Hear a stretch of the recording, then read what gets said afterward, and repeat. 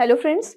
छत्तीसगढ़ के current affairs की series में आज हम 16 सितंबर से लेकर 20 सितंबर तक के करंट अफेयर्स के बारे में, छत्तीसगढ़ के करंट अफेयर्स के बारे में डिस्कशन करेंगे।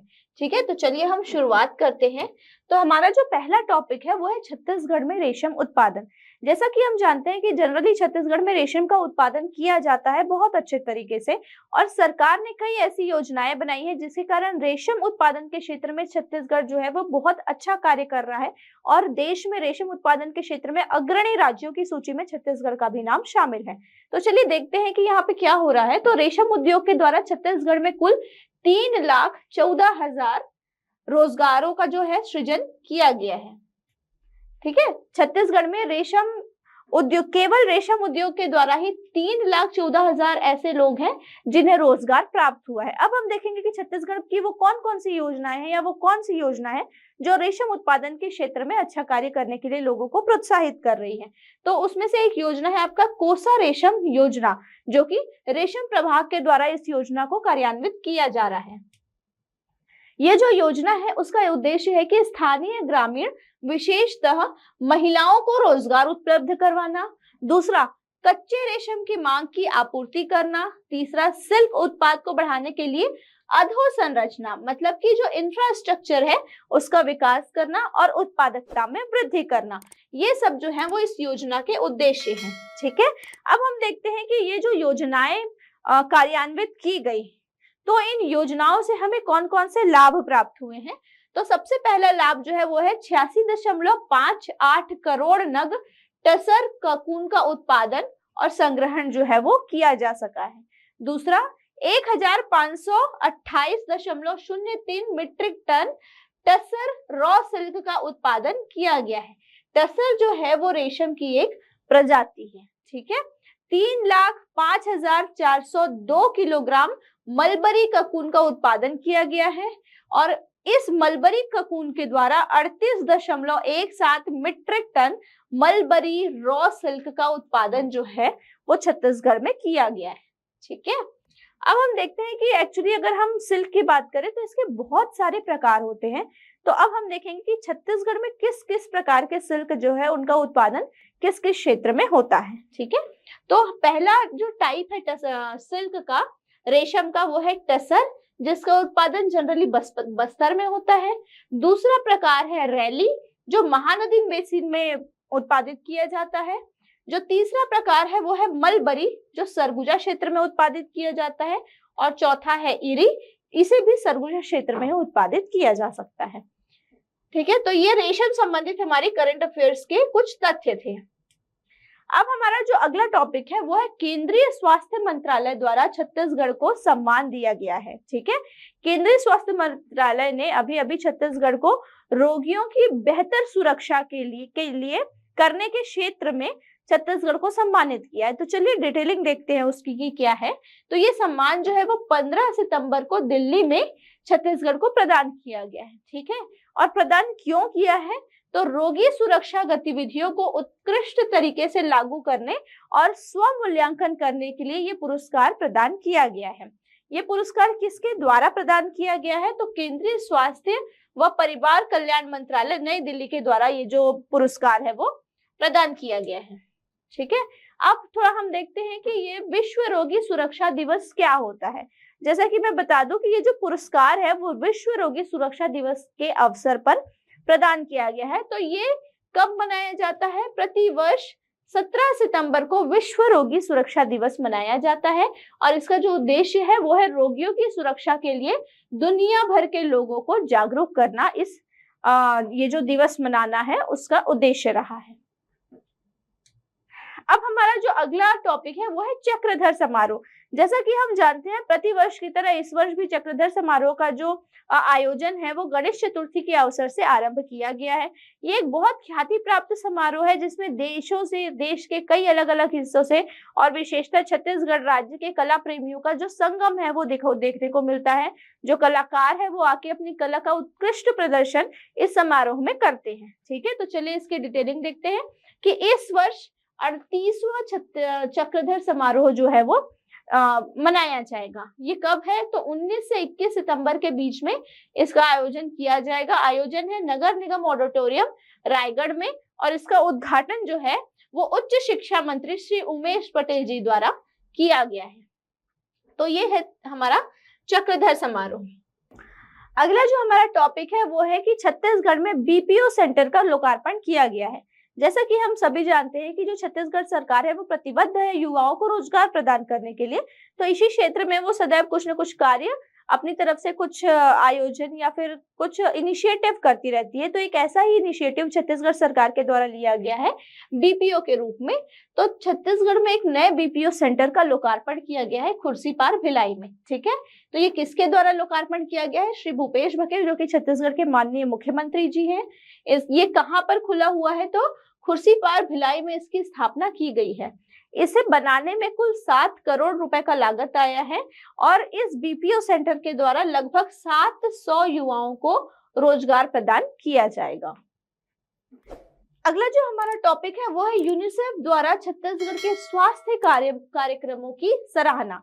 यूनिसेफ ने अभी एक्चुअली यूनिसेफ जो है वो अपना जिस क्षेत्र में कार्य करता है उसके लिए देश विदेशों में कुछ जगहों का दौरा करता है। तो इस बार यूनिसेफ का जो दौरा था वो छत्तीसगढ़ में कोंडागांव जिले का था, और कोंडागांव जिले में कुल 3 ऐसी योजनाएं चल रही है जिसकी यूनिसेफ ने सराहना की है। तो एग्जामिनेशन पॉइंट ऑफ व्यू से वो जो 3 योजनाएं हैं वो हमारे लिए बहुत इंपॉर्टेंट है। तो आगे हम इन्हीं 3 योजनाओं के बारे में डिस्कशन करेंगे जिसकी सराहना यूनिसेफ ने की है। ठीक है, तो जैसा कि हमने सुना कि यूनिसेफ का वर्तमान में कोंडागांव जिले का दौरा जो है वो संपन्न हुआ, उसमें 3 अभियानों की इसने सराहना की है। इसमें पहला है मया मड़ई, दूसरा है एनीमिया मुक्त कोंडागांव, और तीसरा है युवोदय कोंडानार चैम्प्स। चलिए एक एक करके इनकी डिटेलिंग्स देखते हैं। तो पहला जो अभियान है वो है मया मड़ई अभियान। ठीक है, तो हम एक योजना के बारे में जानते हैं या एक अभियान के बारे में जानते हैं, सुपोषण अभियान। तो ये जो सुपोषण अभियान है उसे कोंडागांव जिले में मया मड़ई के नाम से संचालित किया जाता है।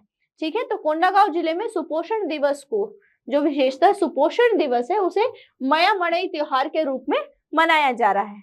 अब ये कैसे वर्क कर रहा है? तो 0 से 2 वर्ष तक के बच्चों, गर्भवती महिलाओं की जांच और किशोरी और बालिकाओं की स्वास्थ्य जांच कराई जाती है। इसमें 15 से 49 वर्षीय महिलाओं की एनीमिया की जांच कराई जाती है, कुपोषित बच्चों की देखभाल कराई जाती है, मलेरिया रोगियों की जांच कराई जाती है, और स्वच्छता के साथ 100% टीकाकरण जो है वो एश्योर किया जाता है। तो ये मया मड़ई अभियान की डिटेलिंग है। अगला जो अभियान है उसका नाम है एनीमिया मुक्त कोंडागांव अभियान। अब जैसा कि हम जानते हैं कि रक्ताल्पता मतलब खून की कमी के कारण एनीमिया रोग जो है वो होता है, और छत्तीसगढ़ की एक काफी एक बड़ी आबादी जो है वो इस रोग से पीड़ित है। तो इस रोग से इस आबादी को मुक्त कराने के लिए जो अभियान चलाया जा रहा है वो है एनीमिया मुक्त कोंडागांव अभियान। ठीक है, इस अभियान को चलाने में यूनिसेफ स्वयं जिले का सहयोग कर रहा है। इसमें क्या होता है कि माताओं युवतियों को पारंपरिक भोजन ग्रहण कराया जा रहा है। उनको बहुत ज्यादा प्रोत्साहित किया जा रहा है कि वो आयरन से संबंधित भोजन को ग्रहण करें। तो इसके लिए कुल्थी, चरोटा, मुनगा आदि के प्रयोग में वृद्धि के लिए इन्हें प्रोत्साहित किया जा रहा है। ठीक है, ये अभियान जो है वो मुख्यतः 2 चरणों में चलाया जा रहा है। ठीक है, प्रथम चरण में 15 से 25 वर्षीय युवतियों की तरफ फोकस किया जा रहा है, और द्वितीय चरण में गर्भवती महिलाओं की तरफ जो है वो इस अभियान का फोकस रहा है। ठीक है, इस अभियान के तहत प्रत्येक 2 माह में रक्त की जांच कराकर हीमोग्लोबिन स्तर की जांच कराई जाती है।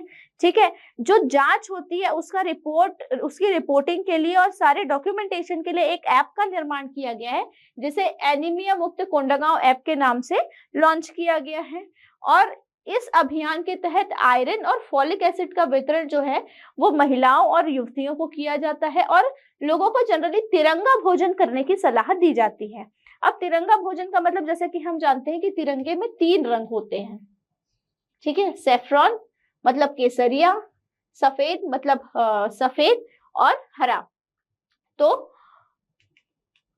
केसरिया रंग मतलब इसका मतलब यह है कि जो सिट्रस फ्रूट्स हैं, ठीक है, जो खट्टे फल हैं जैसे संतरा, मौसम्बी आदि के सेवन के लिए प्रोत्साहित किया जा रहा है। तिरंगे भोजन में जो सफेद है, सफेद का मतलब जो कार्बोहाइड्रेट युक्त भोजन है जैसे कि चावल, इसके सेवन के लिए प्रोत्साहित किया जा रहा है। और तीसरा, क्योंकि हरा रंग होता है तो हरे रंग से संबंधित जितने भी लीफी वेजिटेबल है मतलब पत्तेदार सब्जियां जो है उनको खाने के लिए लोगों को प्रोत्साहित किया जा रहा है। तो इस तरीके से तिरंगा भोजन करने की सलाह इस ऐप के द्वारा और इस योजना के द्वारा लोगों को दी जा रही है। ठीक है, अब अगला जो अभियान है उसका नाम है युवोदय कोंडानार चैंप्स अभियान। अब जैसा कि हम सभी जानते हैं कि कोंडागांव जो है वो एक सुदूर इलाका है और मद्यपान जो है वो वहां पे लोगों के कल्चर में है, आदिवासी इलाका है तो ये उनका सामाजिक प्रथा है। ठीक है, लेकिन कभी कभी ये प्रथा दुष्प्रथा में बदल जाती है जब इसका अधिक सेवन किया जाता है। तो इसीलिए युवाओं को वहां पे जागृत किया जा रहा है कि वो नशा को छोड़े और नशा मुक्त होकर अपना कैरियर पे फोकस करे, अपने भविष्य पे आगे बढ़े। तो इसके लिए इस अभियान को चलाया गया है। तो देखते हैं क्या है ये, कि इसका उद्देश्य जो है वो है नशा मुक्ति। तो नशा मुक्ति के लिए लोगों को जागरूक करने के लिए जो कार्य ये लोग करते हैं वो है, पहला तो जागरूकता, दूसरा रैलियां निकालकर लोगों को जागरूक करने की कोशिश की जा रही है, और तीसरा ऐसे लोग जो बहुत ज्यादा एडिक्टेड हैं उनके लिए कार्यशालाओं का आयोजन किया जा रहा है, वहां पे उनको काउंसलिंग की जा रही है और उस काउंसलिंग के थ्रू कोशिश की जा रही है कि लोग जो है वो नशा करना छोड़ दे। तो ये थी हमारी युवोदय कोंडानार चैंप्स अभियान। तो ये 3 ऐसे अभियान हैं जिसकी यूनिसेफ ने भी प्रशंसा की है। अगला जो हमारा टॉपिक है वो है तारामंडल का लोकार्पण। ठीक है, तो अभी अभी श्री भूपेश बघेल जी ने, माननीय मुख्यमंत्री जी ने एक तारामंडल का निर्माण किया गया है। कहाँ किया गया है? नेहरू नगर भिलाई में। इसका लोकार्पण 19 सितंबर को किया है और इसकी लागत लगभग 2 करोड़ रुपए जो है वो आई है।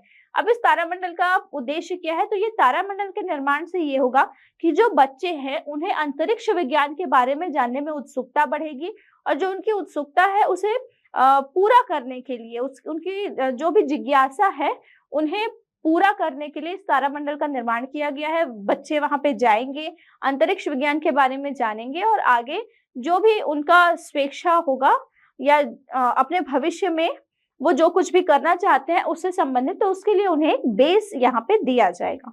ठीक है, तो इस तरीके से तारामंडल का लोकार्पण जो है वो नेहरू नगर भिलाई में किया गया है। तो ये हमारे सितंबर के टोटल करंट अफेयर्स है, 16 सितंबर से लेके 20 सितंबर तक के। आगे आने वाले वीडियोस में हम आगे के करंट अफेयर्स डिस्कस करेंगे। Thank you.